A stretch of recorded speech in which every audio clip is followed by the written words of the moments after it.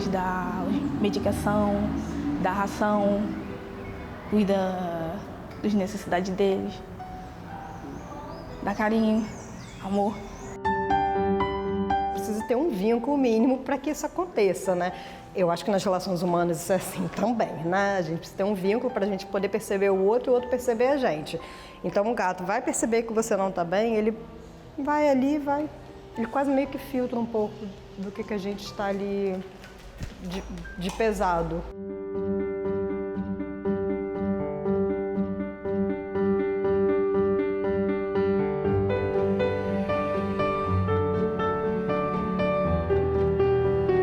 Eu gosto de fazer as coisas e eu brinco com meu cavalo, então que eu gosto de mais é que eu gosto tanto.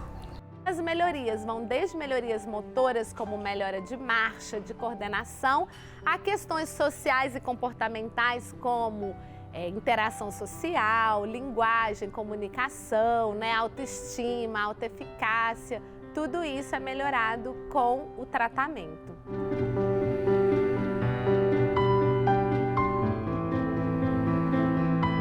A ideia é tirar um pouco o pensamento da pessoa daquele ambiente do hospital. Então, a interação ali rápida com o cão, 15 minutos que a pessoa fica interagindo ali com o cão já ajuda bastante, né? A gente vê que faz uma diferença no tratamento da pessoa que está ali. No momento da visita, eles se esquecem por um instante da dor, né, da tristeza. Isso com certeza reflete, né, na rotina hospitalar, naquele dia. Eles ficam ansiosos pela próxima visita, né? Isso é muito especial de acompanhar.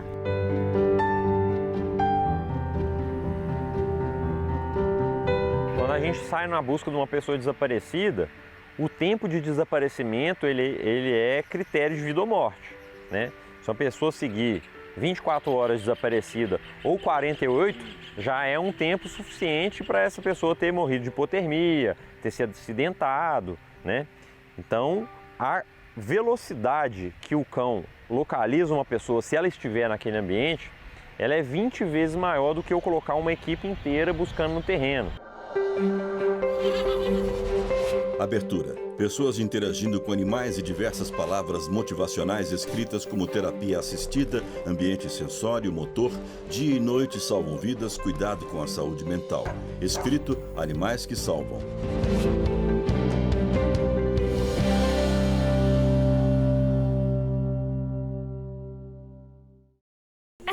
Luz, câmera, ação!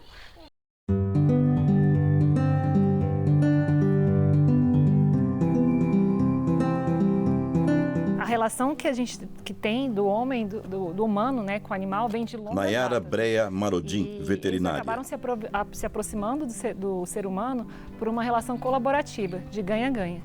Mas que no final essa relação, com o decorrer do tempo, foi se aproximando mais, e relações de afeto, né, de colaboração, e a gente fala muito numa família multiespécie. Então, os cães, eles acabam sendo membros da nossa família.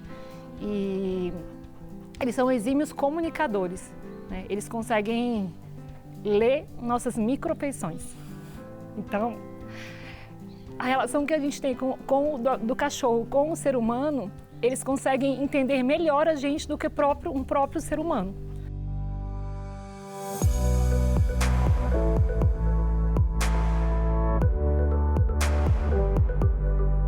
A gente tem a figura dos desastres, que podem ser, né, desde do desabamento de um prédio, de um soterramento, de um deslizamento de terra, até esses desastres que a gente chama de rurais, como no caso do Rio Grande do Sul, né?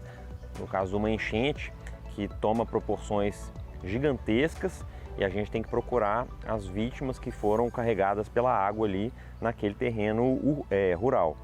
Mas a gente tem, né, como em Petrópolis, o deslizamento de Tenente terra, Dutra, comandante pelotão de busca, resgate e salvamento com cães. Inúmeras vítimas, misturando terreno natural com escombros de residência.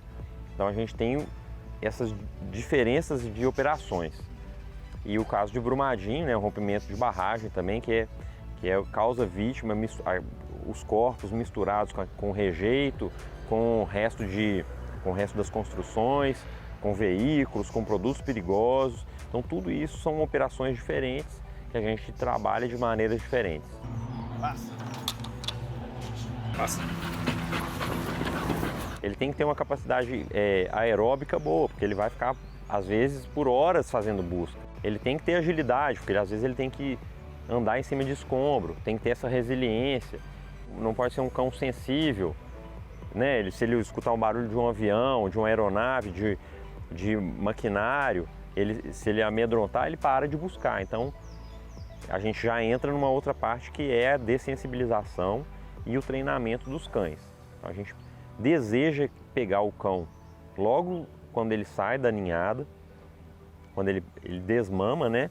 E já começa ali a fazer um trabalho de socialização, de mostrar ao mundo, principalmente focado para os cenários que ele vai enfrentar. Tem um cão que é mais treinado para andar em ambiente rural, tem um cão que é mais treinado para andar em escombro, esse cão já tem mais agilidade para andar em escombro, já está acostumado a andar no escombro.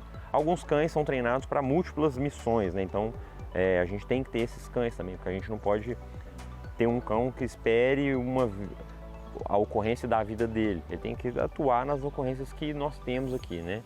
Então a gente tem apoiado em outras missões, né? Recentemente o Corpo de Bombeiros Militar de Minas Gerais também apoiou no terremoto na Turquia.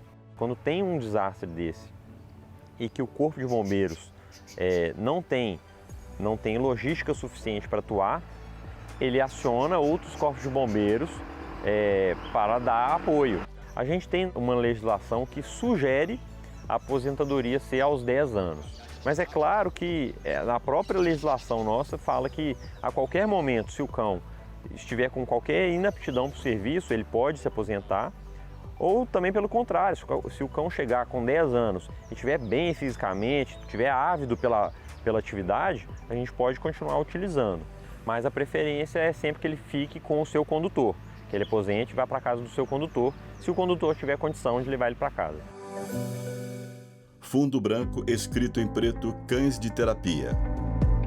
Eles conseguem ler nossas emoções e eles são muito motivadores.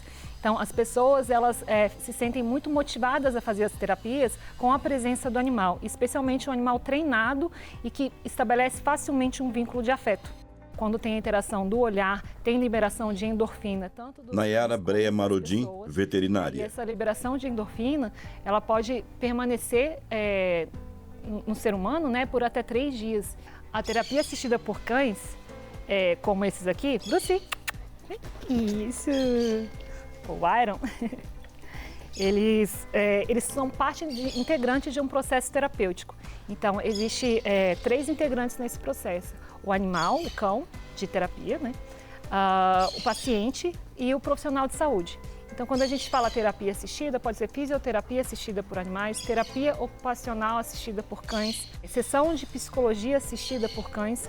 Então, eles motivam mais a fazer, né, as sessões e, sem dúvida nenhuma, eles têm esse vínculo de afeto que facilita muito a interação com o profissional de saúde e também os resultados podem vir mais rápido, né, dessa terapia. A gente viu a questão de melhora... Mariane Leão, pessoas, presidente do Instituto Brasiliense de Intervenções Assistidas por Tem Animais. estudos que colocam a questão de dor, de diminuição de dor, de sensação de dor que a pessoa sente, né? Foi feito um estudo com crianças, com adultos em relação a isso.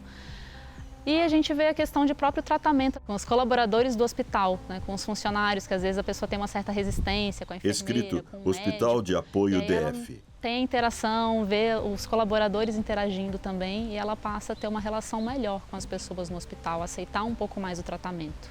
Os animais, eles trazem muita alegria para o ambiente hospitalar, né? Trazem trocas verdadeiras, afetuosas e eles trazem muita vida, né? E o serviço de saúde, ele visa... Mariana Palácios, chefe do Núcleo de Serviço Social do Hospital de Apoio de Brasília. Consegue agregar uma prática, né, assim, que é tão diferente, que é tão inesperada num serviço de saúde, na rotina do serviço. A gente começou o projeto aqui no Hospital de Apoio em 2017. Em 2016, os voluntários trouxeram essa proposta e foi quando a gente começou a se reunir, né, para discutir, para pensar como é que poderia ser. E aí, como ainda não havia experiências, né, era muito incipiente esse movimento, né, da terapia assistida por animais no Brasil, a gente estudou artigos internacionais, a gente buscou referências, né, que pudessem embasar o nosso projeto aqui no hospital.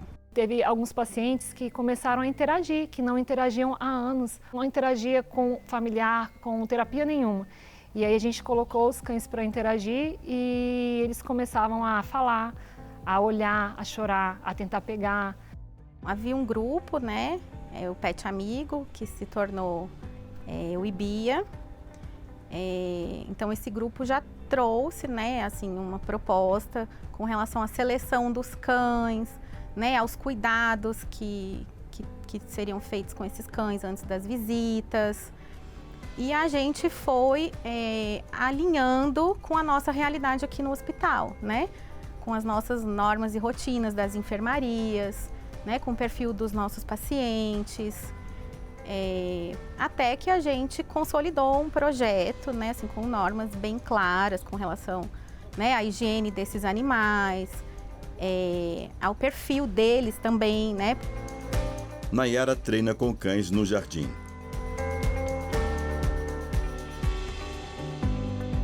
O treino, a educação desses cães tem que ser muito... Nayara Breia Marodim, veterinária. Então, eles são cães que eles estabelecem uma conexão rápida com o assistido, tanto para a terapia como uma atividade que são várias pessoas, né? Então, a gente também tem que tomar o cuidado de saúde, né? Então, sempre estar com a vacinação em dia, vermifugação em dia. O comportamento, para eles, muitas vezes, um cão ele não é um cão de terapia, ele se torna um cão de terapia.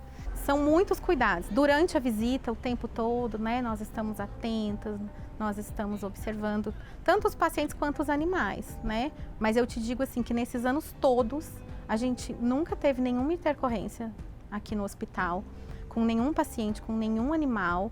Assim, sempre as visitas tiveram muito sucesso. A gente pode ou reunir o pessoal, né, os pacientes que estão internados em um local específico para eles interagirem com os cães, ou a gente passa de leito em leito, levando os cães, perguntando se a pessoa aceita a visita com o cão, se ela quer interagir, os parentes que estão ali junto com a pessoa que está internada, se eles querem interagir com o cão. Muitas vezes os próprios colaboradores do hospital também, né, gostam muito de interagir com o cão. Esse projeto, ele se relaciona muito com o nosso serviço, né? Que é de realmente oferecer um cuidado integral ao paciente, né?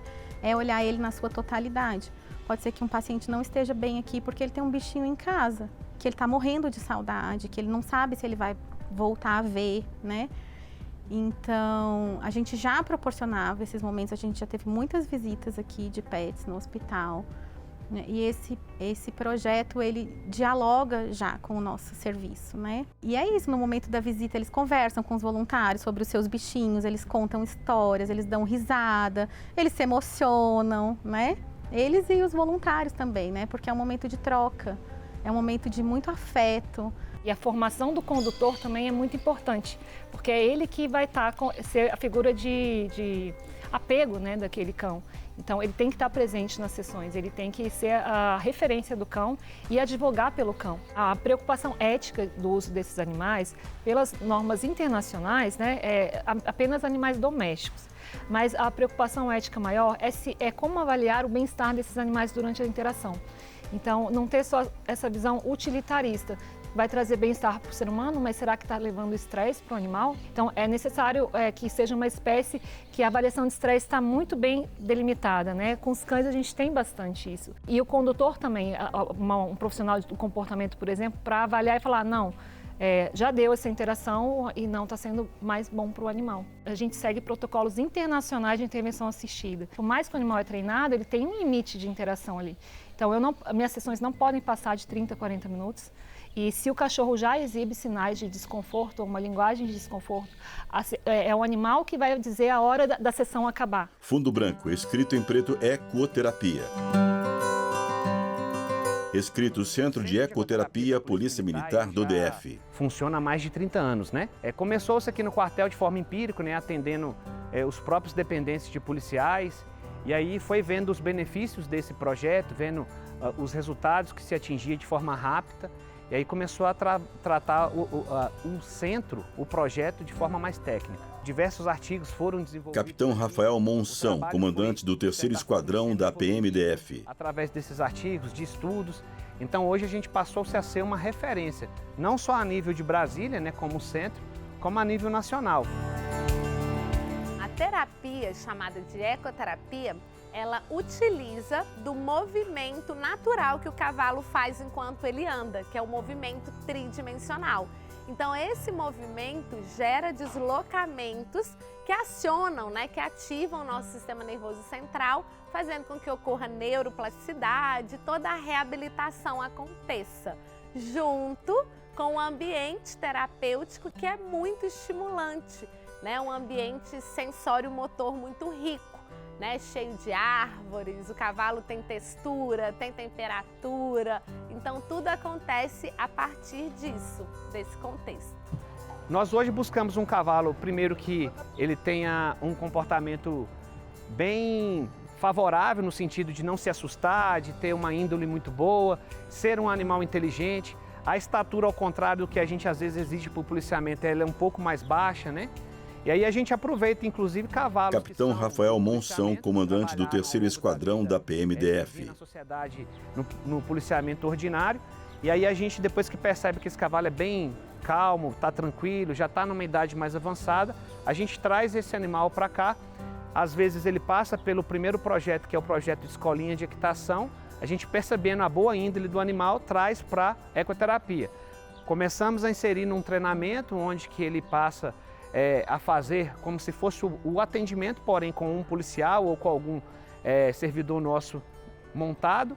E aí a gente vendo que o cavalo ele atende a essas exigências, aí ele começa de fato a fazer o atendimento com os praticantes. Qualquer doença, transtorno, condição de saúde que tenha a necessidade pode fazer, desde que não tenha alguma situação que contraindique. Então a gente tem aqui o nosso grande público hoje são pessoas com autismo, mas a gente tem paralisia. Andréa Gomes Moraes, coordenadora pedagógica do Centro de Ecoterapia da PMDF.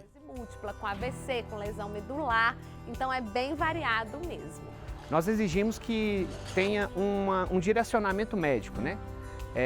Algum médico que faça o tratamento, seja um autista, seja alguém com uma paralisia cerebral. Então, Capitão Rafael Monção, comandante do 3º Esquadrão da PMDF.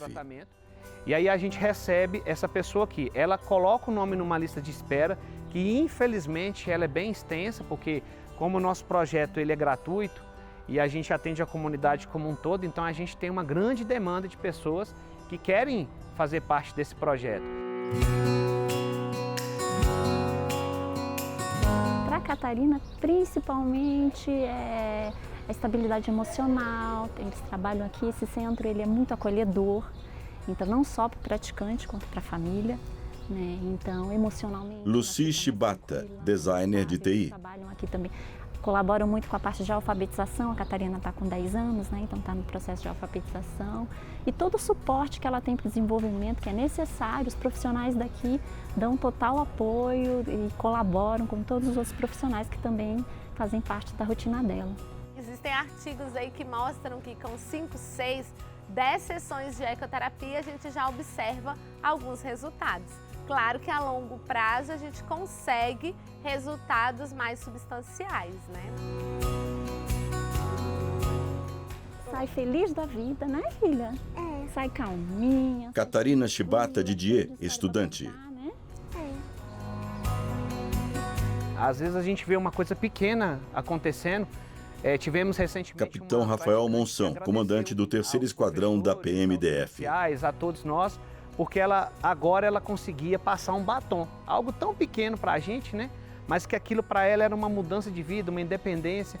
Então esses resultados são muito satisfatórios, né? Por exemplo, um cadeirante, ele sempre tem uma perspectiva das pessoas de baixo para cima, né? Ele sempre está sentado numa cadeira, vendo a pessoa de baixo para cima. Quando ele está sobre o cavalo, ele está tendo uma visão diferente. Aquilo na cabeça deste praticante, dessa pessoa que sempre vê esse mundo da perspectiva de baixo para cima, é algo inédito. E aí ele tem um empoderamento, a questão da autoestima dele vai lá em cima. O próprio desequilíbrio que é causado pelo cavalo faz com que ele tenta se equilibrar, então acaba desenvolvendo outros recursos. Então, assim, é N ganhos com relação da utilização do animal, em especial do cavalo. Fundo branco, escrito em preto, gatos terapeutas. Escrito, Instituto Nise da Silveira. A gente vem aí de uma prática aí de saúde mental, ainda da época das internações. Valéria de Leone, psicóloga do PATAA, Instituto Municipal Nise da Silveira. Havia nessa época, mais a nível de laboratório mesmo, assim, de observação livre, digamos assim, a gente já via um pouco desses benefícios assim, nessas interações. Eles adotavam, davam um nome, colocavam comida, né? A gente comprava ração para colocar. Então isso ainda na época das internações psiquiátricas, né? E aí fecham-se as internações e aí a gente cria esse projeto, que é o Polo de Atividades Terapêuticas Assistidas com Animais, né? Pensando em acoplar a questão dos gatos, né, e a questão da doutora Nise da Silveira, unir a questão da saúde mental, de promoção de saúde mental, a partir da interação com os gatinhos, que são os animais que atualmente estão no Instituto. Enquanto profissional, né, psiquiatra, que revolucionou a psiquiatria brasileira, ela teve um papel fundamental. Olinda Nascimento, coordenadora do PATAA, Instituto Municipal Nise da Silveira. Até porque aqui foi nesse instituto, né, que ela trabalhou durante muito tempo. Então temos aí uma relação muito próxima com o trabalho que ela desenvolveu. Aqui no instituto ela trabalhou durante um tempo, né, com animais, como ecoterapeutas. E aqui, dentro do próprio instituto, né, ficou aí o legado desse trabalho, que foi, de alguma forma, perpetuando através de documentos, né, assim, e até o momento que chega pra gente também como algo inspirador e um trabalho muito bem sucedido. Assim. Temos no projeto 5 gatinhos, que a gente chama de nossos gatinhos terapeutas, né? E aí cuidamos desses gatinhos em específico. Valéria de Leone, psicóloga do PATAA, Instituto Municipal Nise da Silveira. A gente observa de diferença entre gatos e cachorros, né? O gato, ele é um ser, e aí eu acho que a doutora Nise, ela tem um livro até que ela fala sobre gatos. Ela tinha muitos gatos pessoalmente, né? Ela tinha mais de 20 gatos, então é uma diferença básica, eu acho, que entre o gato e o cachorro. O gato você tem que conquistar um pouco. Então ele demanda uma interação sua também. Passei aqui e vi os gatinhos. Ana Maria Mâncio, autônoma. Aí faz 1 ano e 8 meses que eu tô aqui. Pra mim tá sendo muito importante e muito significante pra mim. Tô vendo muita diferença, que eu era muito tímida, agora não sou mais, assim. E tô aprendendo várias coisas aqui também, com os gatinhos. Uma vez que a pessoa esteja melhor do ponto de vista psíquico, obviamente isso vai resvalar por todas as outras áreas aí, né? Área escolar. Valéria de Leone, psicóloga do PATAA, Instituto Municipal Nise da Silveira. A gente funciona em diversos aspectos, né? Então, assim, um benefício, eu acho que substancial a nível da comunicação, assim. Porque eu acho que assim, essa interação respeitosa, empática, solidária, cuidadosa, porque a gente vai um pouco também ensinando as pessoas que aqui estão a como se relacionar. E aí a gente reproduz isso para o outro. Eu acho que a gente leva como é que a gente cuida dos animais, e aí, né, acho que era Gandhi que dizia isso, né? Você avalia uma sociedade como é que ela cuida dos seus animais, né?